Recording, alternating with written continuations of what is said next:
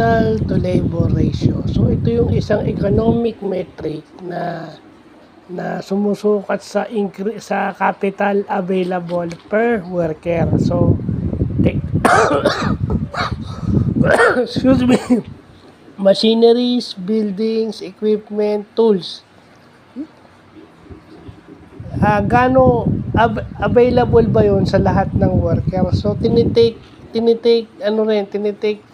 consideration din yung worker, kaya capital to labor eh. So yung capital mo ba is bawat capital mo o bawat resources mo is available per worker. Available ba yun sa lahat ng manggagawa? So yun yung capital to labor ratio. So yan, sa Pilipinas yan yung ginagamit, capital to labor ratio. No? Ang usually yung ginagamit dito is yung capital widening, no.